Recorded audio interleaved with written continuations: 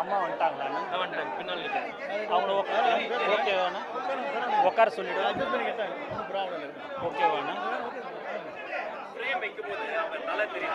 ஒரு நிமிஷம் நான் செட் ஆகிறேன்.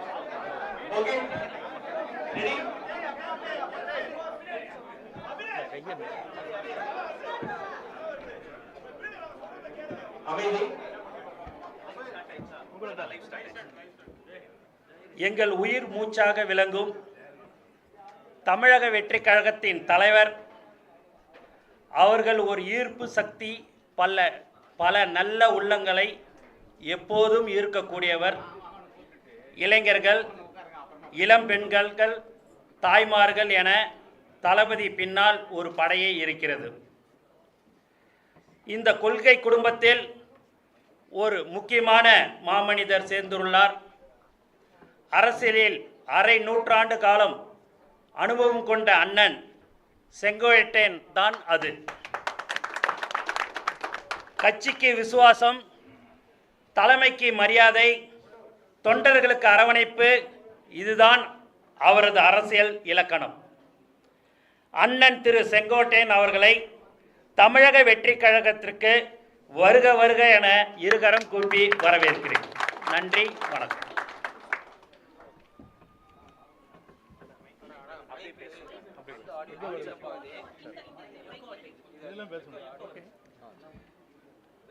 நீங்க அப்படியே பேசுங்க.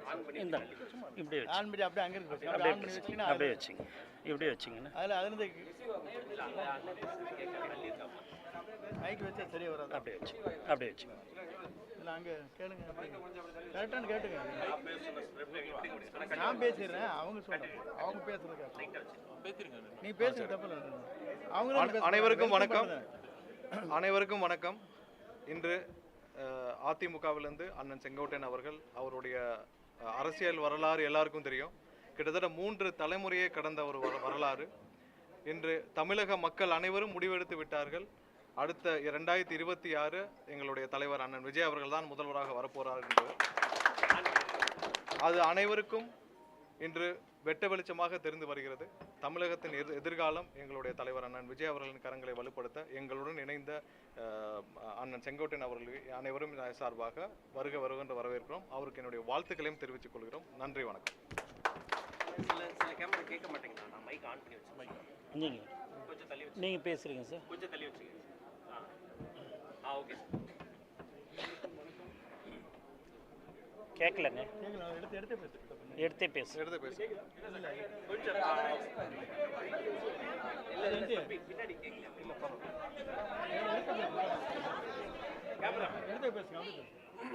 எடுத்தே பேசுங்க சார், மைக்கில் பேசுங்க. அனைவருக்கும் வணக்கம். இன்றைய தினம் தமிழக வெற்றிக் கழகத்தின் அரசியல் வரலாற்றில் ஒரு மிக முக்கியமான நாள். பார்த்தீங்கன்னா, கட்சி ஆரம்பித்து இவ்வளோ மக்கள் ஆதரவுடன் தமிழக வெற்றிக் கழகம் வளர்ந்து வரும் சூழ்நிலையில் மேலும் கழகத்திற்கு வலு சேர்க்கும் விதமாக அரை நூற்றாண்டு அரசியல் அனுபவம் பெற்ற 9 முறை எம்எல்ஏவாக மக்களால் தேர்ந்தெடுக்கப்பட்டு மக்கள் பணியாற்றிய ஒட்டுமொத்த தமிழ் மக்களின் அன்பையும் நம்பிக்கையும் பெற்ற தலைவர் அண்ணன் திரு செங்கோட்டையன் அவர்கள் இன்று தமிழக வெற்றிக் கழகத்தில் இணைந்திருக்கிறார். இது வெறும் மகிழ்ச்சியான தருணம், பெருமையான தருணம். தமிழக வெற்றிக் கழகத்திற்கு மட்டுமல்ல, ஒட்டுமொத்த தமிழக மக்களுக்குமே ஒரு புதிய பாதையை இன்றைய தினம் வகுத்திருக்கிறது என்று சொன்னால் அது மிகையாகாது.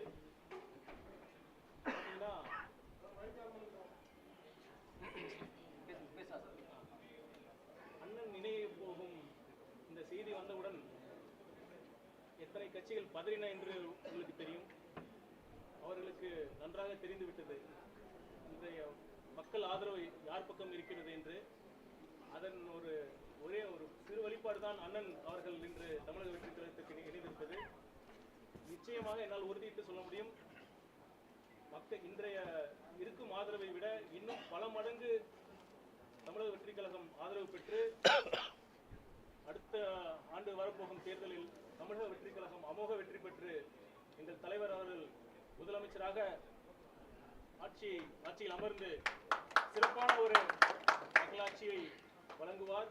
அதற்கு அண்ணன் திரு செங்கோட்டையன் அவர்கள் உறுதுணையாக இருப்பார் என்ற நம்பிக்கையுடன் அவரை வருக வருக என்று வரவேற்று அமர்கிறேன். நன்றி, வணக்கம்.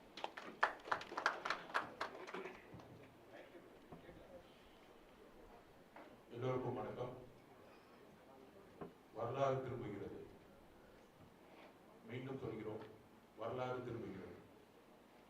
தன்னுடைய 22 வயதில் ஒரு முடிவு எடுத்தார். 1972 கட்சியில சேர்ந்து 1976 எம்எல்ஏ ஆகி அண்ணனுடைய வாழ்க்கையில 2 மிகப்பெரிய முடிவுகள் மிகப்பெரிய சரித்திரத்தை உருவாக்கியிருக்கு.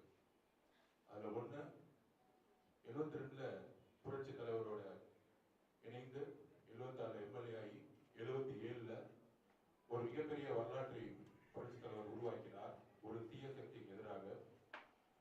அதுக்கப்புறம் 1989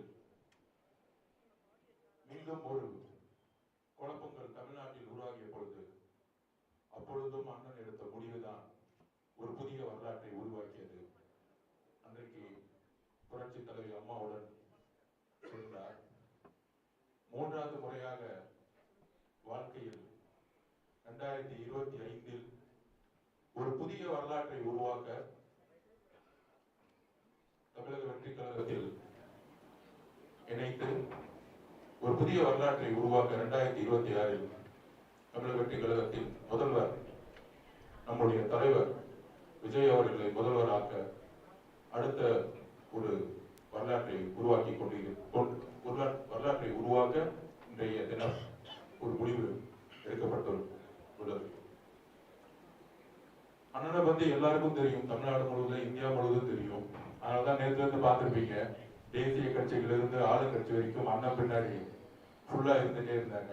ஆனா அவருடைய முடிவு எப்படி தீர்க்கமா 1977 89 இருந்ததோ அதே மாதிரி 2026 ஒரு முதலமைச்சரை உருவாக்க, தமிழகத்தின் ஊழல் இல்லாத நேர்மையான ஒரு புதிய நிர்வாகத்தை உருவாக்க இன்றைக்கு எங்களோட இணைந்திருக்கிறார்கள்.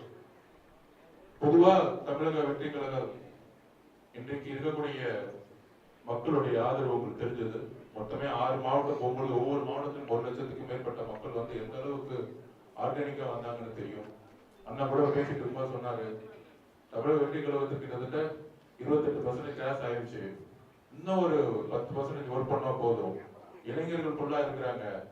இந்த 40 வயசுக்கு மேல இருக்கவங்க எல்லாம் 18 வயசுல இருந்து 75 வயசு வரைக்கும் 90 வயசு வரைக்கும் நம்ம இன்வெர்ட் ஒரு பயணத்தை உருவாக்குவோம் அண்ணன்ங்கிறது வந்து உள்ள பேசிட்டு இருந்தாரு. அந்த அளவுக்கு 55 வருஷமா உண்மையாகவும் நேர்மையாகவும் ஒரு கட்சியில் இருந்து வெற்றியும் தோல்வியும் இழப்புகளிலும் கூட இருந்து, வெற்றி மட்டும் இல்ல பல்வேறு இழப்புகளிலும் அண்ணன் வந்து அந்த தலைமைகளோட இருந்து மிகப்பெரிய ஒரு அனுபவம். தமிழக வெற்றி கழகத்துல இளைஞர்களுக்கு வந்து ஒரு மிகப்பெரிய வேகம் இருக்கு எங்களுக்கு. அது அனுபவத்தோட அண்ணன் வந்திருக்கிறாரு. எங்க பொதுச் செயலாளர் ஆனந்தன் இருக்கிறாரு. அந்த மாதிரி இந்த வேகத்தோட இந்த அனுபவம் இணையும் பொழுது 26 ஒரு பெரிய வரலாற்றை உருவாக்குவோம். அதுக்கான அண்ணனுடைய அனைத்து ஆலோசனைகளும் அவருடைய வேலைகளும் இணைந்து நாங்களாம் சேர்ந்து இணைந்து ஒரு விஷயத்தை உருவாக்கணுங்கிறத நாங்க பதிவு பண்றோம். அண்ணனை எல்லோரும் தமிழக வெற்றி கழகத்திற்கு 1.5 கோடி தொண்டர்களும் இன்றைக்கு மிக மிக ஒரு ஆர்வத்துடன் வரவேற்கிறோம். அண்ணன் அவர்களே வருக, ஒரு புதிய வரலாற்றை உருவாக்குவோம்.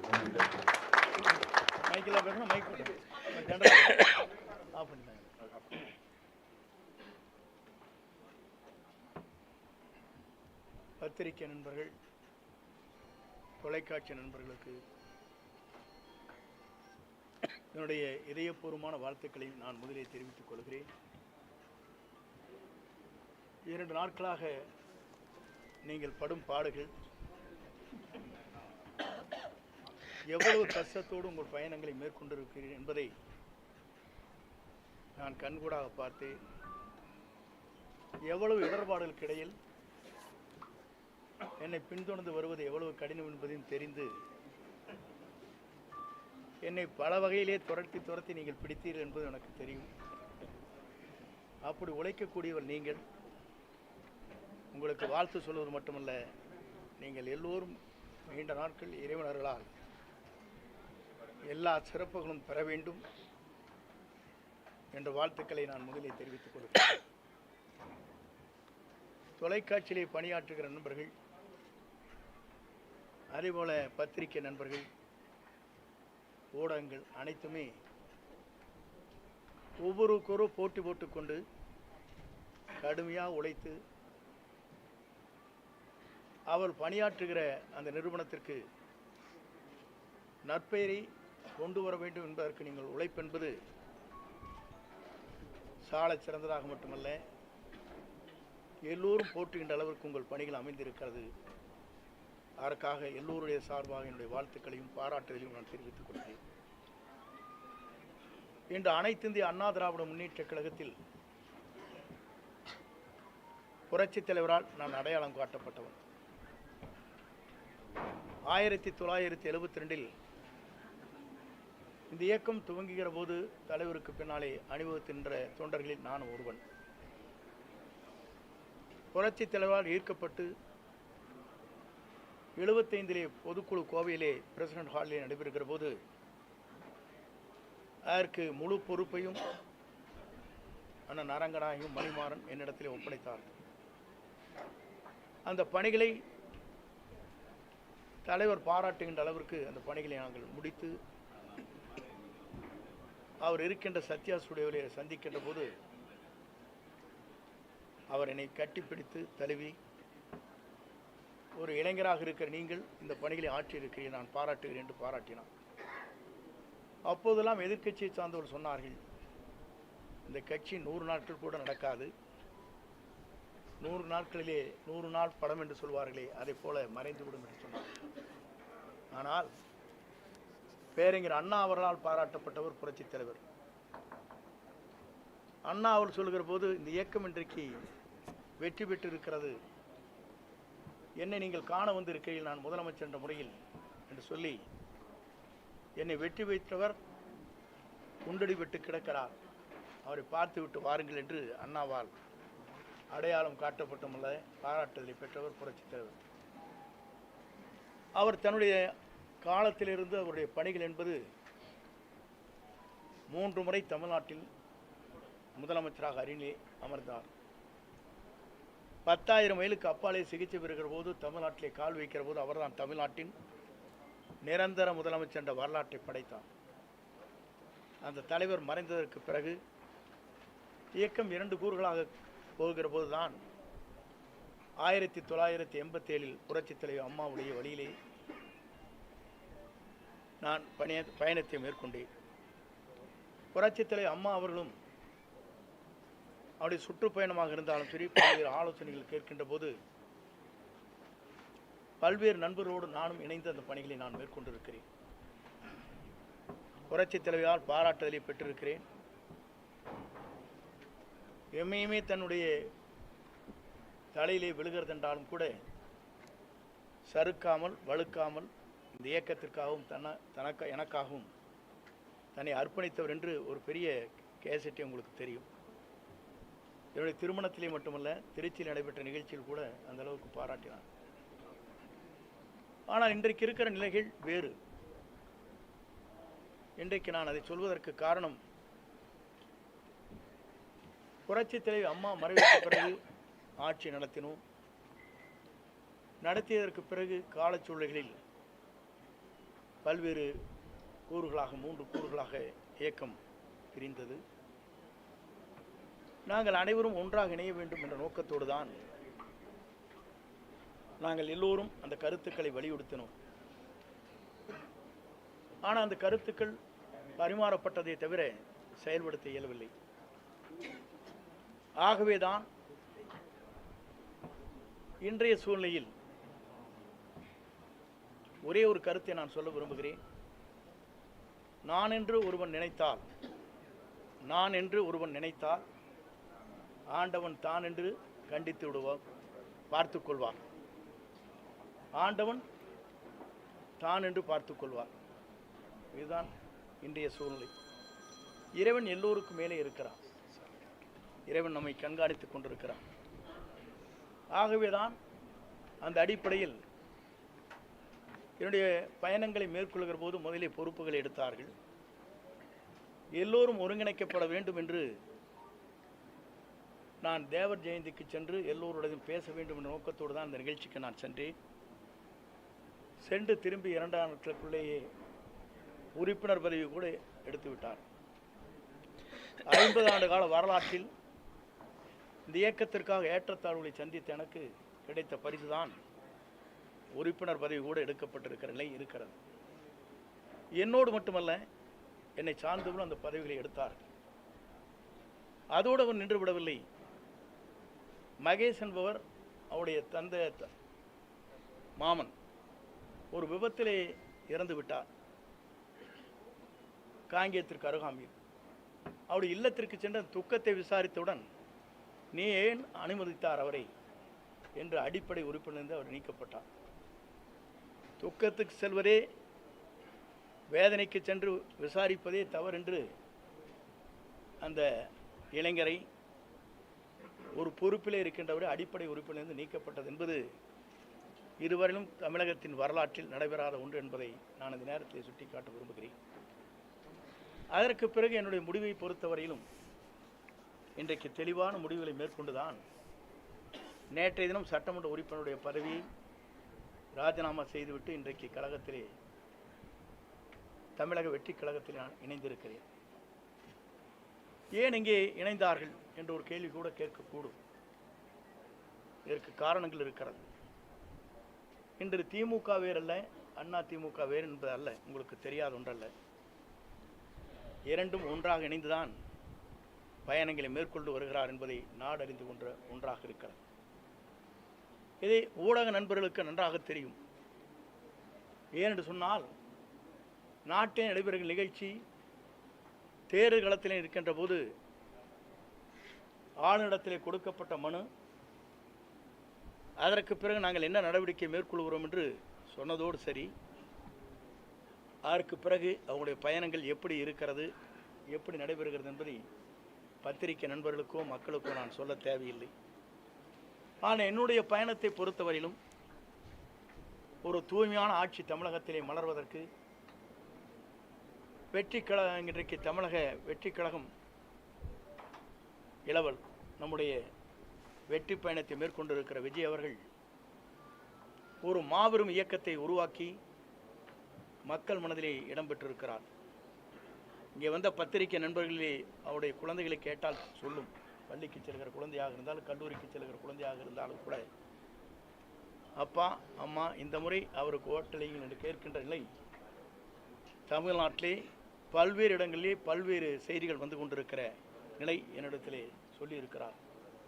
என்ன காரணம்? ஒரு மாற்றம் தமிழகத்திலே வேண்டும். தமிழகத்திலே ஒரு புதிய மாற்றத்தை உருவாக்கப்பட வேண்டும். தமிழகத்திலே இவர்கள் மட்டும்தான் ஆள வேண்டுமா?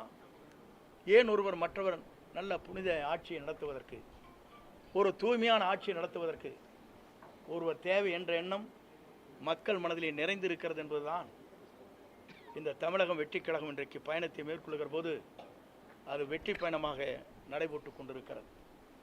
குறிப்பாக இதை நான் சொல்வதற்கு காரணம், எல்லா நாடுகளிலும் எல்லா மாநிலங்களிலும் பல்வேறு மாற்றங்கள் உருவாகி கொண்டிருக்கிறது. டெல்லியை எடுத்துக்கொண்டாலும் கூட 2 கட்சிகள் தான் பெரிய கட்சி என்கிற போது அன்றைக்கு மாற்றங்கள் உருவாக்கப்பட்டது. ஆம் ஆத்மா வந்தது, ஆம் ஆத்மா சொன்னது. அதே நேரத்தில் பஞ்சாபிலே கூட காங்கிரஸ் 2 கட்சிகள் போட்டி போட்டுக் கொண்டிருக்கிற போது இடையிலே மற்றொரு கட்சி அங்கே வருகின்ற வாய்ப்பு அங்கே உருவாக்கப்பட்டது. இதையெல்லாம் நான் எதற்காக சொல்லுவேன் சொன்னால், மக்கள் மாற்றத்தை விரும்புகிறார்கள். ஒரு தூய்மையான ஆட்சி தமிழகத்திலே கொண்டு வர வேண்டும், ஒரு மாற்றங்கள் தேவை என்ற நோக்கத்தோடு தான் இந்த பயணங்களை அவர் மேற்கொண்டிருக்கிறார்கள். இந்த பயணம் என்பது உங்கள் தொலைக்காட்சி நண்பர்கள் மட்டுமல்ல, மக்கள் இன்றைக்கு முழு மனதோடு வரவேற்றிருக்கிறார்கள். வரவேற்பு மட்டுமல்ல, வெற்றியை சூடுவதற்கு காத்து கொண்டிருக்கிறாள், நேரத்தை பார்த்து கொண்டுதான். ஆகவே 2026 என்பது மக்களால் வரவேற்கப்படுகிற, மக்களால் ஏற்றுக்கொள்ளப்படுகிற, மக்களால் உருவாக்கப்படுகிற ஒரு புனித ஆட்சி தமிழகத்தில் உருவாகுவதற்கு நம்முடைய வெற்றி கழகத்துடைய தலைவர் அன்பிற்கினிய இளவல் விஜய் அவர்கள் வெற்றி பெறுவார்கள்.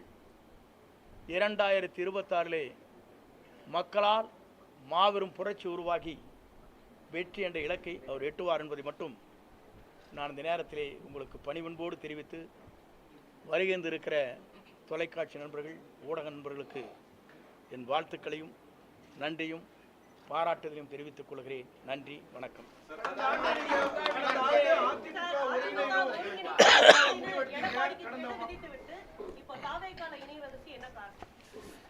ஒருங்கிணைக்க வேண்டும் என்று கெடு விதிக்கவில்லை. நீங்கள் நன்றாக இந்த நான் பேசிய பேச்சுக்களை நீங்கள் கேட்டிருக்க வேண்டும். இதனை கேட்காதே நீங்களாக போட்டுவிட்டு ஹெட்லைன் போட்டுவிட்டு 5 நாட்கள் தான் அவகாசம் கொடுத்திருக்கிறார் என்று சொன்னீர்கள். அதில் முழுமையாக நீங்கள் பார்க்க வேண்டும். அப்போது தொலைக்காட்சி நண்பர் கேட்டார், 5 நாட்களுக்குள்ளே முடிக்க வேண்டுமா என்று கேட்டார். இல்லை, பேச்சுவார்த்தை துவங்க வேண்டும். 1 மாதமோ 1.5 மாத காலமோ எடுத்துக்கொள்ளுங்கள். அதில் யாரை சேர்த்த வேண்டும் என்பது பொதுச் செயலாளர் முடிவு செய்யட்டும் என்று தெளிவாக சொல்லியிருக்கேன். நான் நீங்கள் பார்த்துருப்பீங்க நினைக்கிறேன். ஆனால் கெடு என்று போட வைத்ததே அவர்தான். முதலில் தெரிந்து கொள்ள வேண்டும். என்னை வெளியேற்ற வேண்டும் நோக்கத்தோடு தான் அதை சரியான மொழி காயை நகர்த்தி விட்டார். இதுதான் உண்மை. தொலைக்காட்சியில் நான் பேசியது நீங்கள் இன்றைக்கு வேண்டுமானால் போட்டு தெரிந்து கொள்ளலாம்.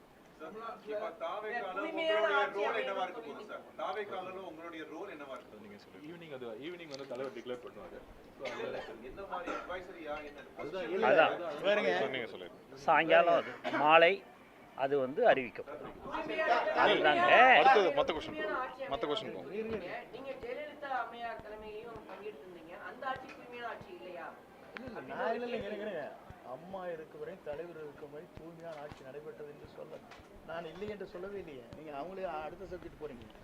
புனிதமான ஆட்சி அவங்க 2 பேரும் நடத்தினாலும் சொல்லியிருக்கேன். இல்ல நான் சொல்றது இருங்க, நான் சொல்றது இருங்க, நீங்க இருங்க நான் சொல்றேன் கேட்டுக்கணும். நீங்க வந்து தயவு செஞ்சு ஒவ்வொருத்தரை கேளுங்க, தனித்தனி கேளுங்க. நான் டைம் கொடுக்குறேன், ஒன்றும் பிரச்சனை இல்லை. அம்மா தலைவருடைய ஆட்சி இதுதான் நாங்கள் வந்தோம்.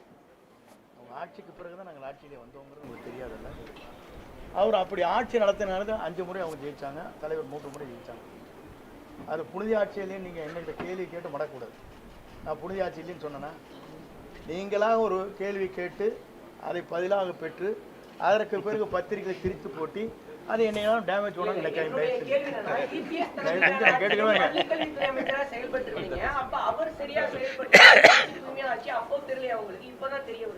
இல்லை நீங்கள் அதுக்கு முன்னாலேயே நான் ஒரே ஒரு கேள்விக்கிட்ட பதில் சொன்னேன்.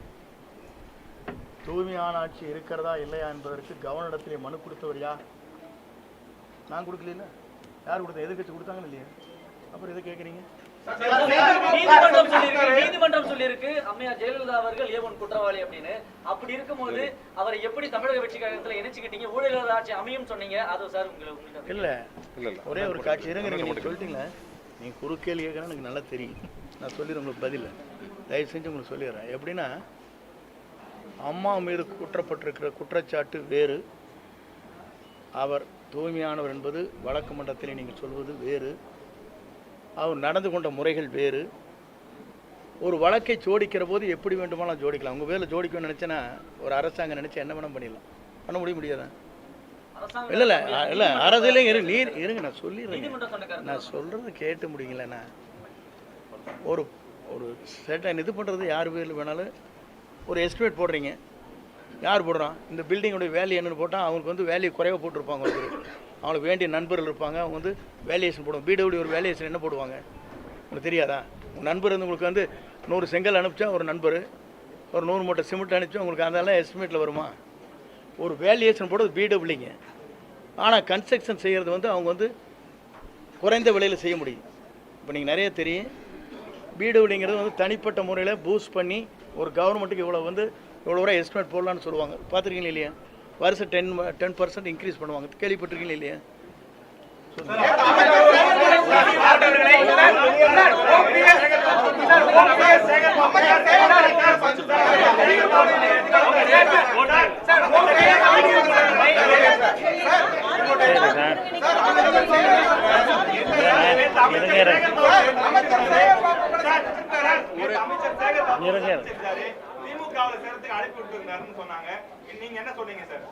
திராவிட முன்னேற்ற கழகத்தோ தேசிய கட்சிகளோ மாற்றுக் கட்சியில் என்னை யாரும் சந்திக்கவில்லை, சந்தித்து பேசவில்லை.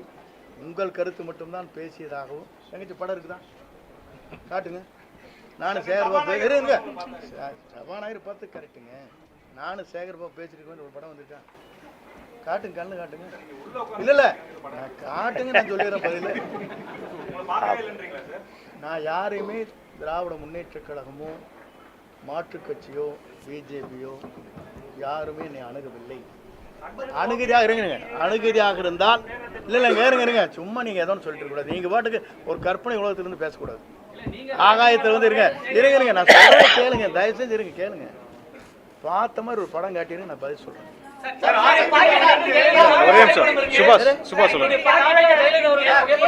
ஒவ்வொருத்தரா கேளுங்க, ஒரே ஒரு தான் கேளுங்க. சுபாஷ் கேளுங்க. நீங்க என்ன சொல்றீங்கன்னா, இது ஜனநாயக கட்சி, யாரை வேண்டுமானாலும் தங்களுடைய விருப்பப்பட்டவர்களே படத்தை வைத்துக் கொள்வதில் ஆட்சேபனையே கிடையாது. நான் படத்தை வைக்காத மாற்றி போட்டோம், இன்னைக்கே மாறிட்டியே, டபுள் அடிக்கிறியான்னு கேட்பேன். நீ சொல்லுவா ஒவ்வொருத்தரா கேளுங்க. நீ அறிஞர் கமருங்க, கொஞ்ச நேரம் இருங்க, நான் பேசிக்கிறேன்.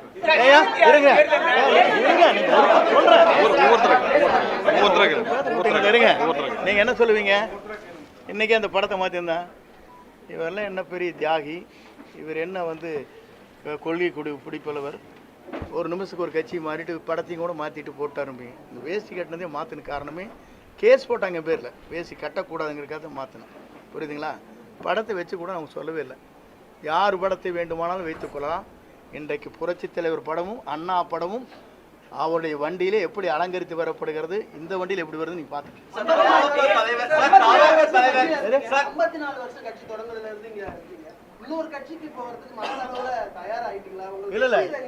இல்லை நான் சொல்றது கேளுங்க. ஒரு இயக்கத்திலே நான் பணியாற்றுவது, முழுமையாக அந்த இயக்கத்தில் இருக்கும் வரை அடிக்கடி நல்லா ஜம்ப் பண்ணிருக்கேன்னா, தினம் ஒரு கட்சிக்கு போயிருக்கேன்னா நான் கோருறேன். இன்னைக்கு வந்ததுக்கு காரணமே ஒரு புதியமான ஒரு மாற்றத்தை உருவாக்குவதற்கு ஒரு பயணத்தை மேற்கொண்டிருக்கிறார்கள். மக்கள் வரவேற்பு, மாபெரும் வரவேற்பு. நீங்கள் பார்க்குறீங்க, உங்கள் டிவிக்காரில் என்ன சொல்கிறாங்க சேனலில், எங்களுக்கு என்ன வந்துருக்கு சொல்கிறாங்க, 1 கோடி பேர் பார்க்குறாங்க எங்கள் சேனலை. நாங்கள் அதனால தான் 10 சேனல் போட்டு இறங்குற இடத்துலையும் எடுக்கிறோம், நிற்கிற இடத்துலையும் எடுக்கிறோம், அங்கேயும் எடுக்க. நீங்கள் தானே சொல்கிறீங்க. எனக்கு சொன்ன ஒரு ஓனர் சொல்லியிருக்காரு, 4 ஓனர் கேட்டுக்கிறீங்களா இல்லையா? நாங்கள் அதுக்கு தான் முடிக்க உங்களை படம் எடுத்துகிட்டு இருக்காரு அவரை அப்படிங்கிறாங்க. 10 சேனல் போடுறாங்கிறாங்க. யாராச்சும் போடுறாங்களா? இறங்குற இடத்துல எடுக்கிறீங்க, ஹெலிகாப்டர்ல எடுக்கிறீங்க, ஓடுற போதும் எடுக்கிறீங்க, அங்கேயும் நிற்கிற போது எடுக்கிறீங்க, சுற்றி எதுக்காக எடுக்கிறீங்க? அப்போ வந்து மக்கள் வந்து வரவேற்கிறாங்க நோக்கம் தானே அது. இல்ல வெளிப்படைத்தன்மை இல்ல, வேற இருங்க. வெளிப்படைத்தன்மை இல்லைன்னு சொன்னா டெல்லி எடுத்துக்க வேண்டியதானே? டெல்லியில் வெளிப்படைத்தன்மையோட தான் வந்தது காருக்குள்ள, அதெல்லாம் எடுத்து காட்ட வேண்டியதானே?